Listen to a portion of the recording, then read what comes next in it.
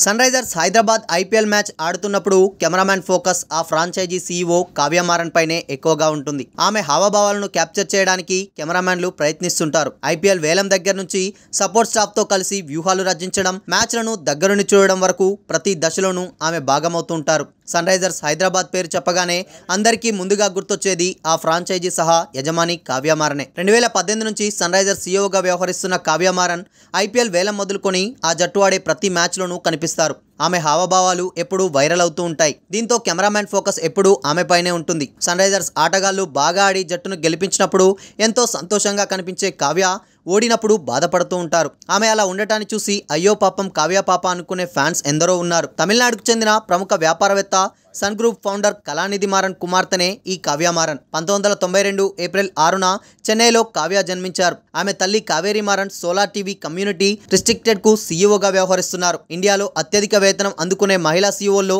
ఆమె కూడా ఒకరు. కళానిధి మారన్ తండ్రి మురసోలి మారన్ గతంలో కేంద్ర మంత్రిగా పనిచేశారు. తమిళనాడు మాజీ సీఎం కరుణానిధికి కళానిధి మారన్ సమీప బంధువు. ఇక కావ్య మారన్ ఎడ్యుకేషన్ విషయానికి వస్తే చెన్నైలోని స్టెల్లా మెరీస్ కాలేజ్ నుంచి కామర్స్లో డిగ్రీ చదివిన ఆమె యూకేలోని వార్విక్ బిజినెస్ స్కూల్ నుంచి ఎంబీఏ పూర్తి చేశారు.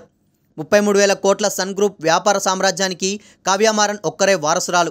జన్ భారత్ టైమ్స్ రిపోర్ట్ ప్రకారం కావ్య మారన్ ఆస్తుల విలువ 417 కోట్లు. హురూన్ ఇండియా రిచ్ లిస్ట్ 2019 ప్రకారం కావ్య మారన్ తండ్రి కళానిధి మారన్ ఆస్తుల విలువ 19,000 కోట్లు. సన్ రైజర్స్తో పాటు సన్ టీవీ నెట్వర్క్ వ్యవహారాల్లోనూ కావ్య మారన్ చురుగ్గా పాల్గొంటారు. క్యాన్సర్ పేషెంట్లకు సహాయం చేయడం, ప్రకృతి విపత్తుల బారిన పడిన వారికి అండగా నిలవడం లాంటి సామాజిక కార్యక్రమాలను కావ్య చేపడుతూ ఉంటారు.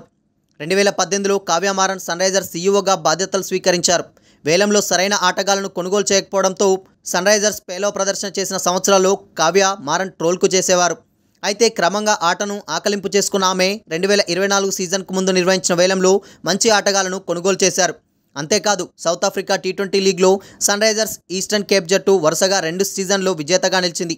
ఈస్టర్న్ కేప్ జట్టును కావ్య మారనే పునాదుల నుంచి నిర్మించారు.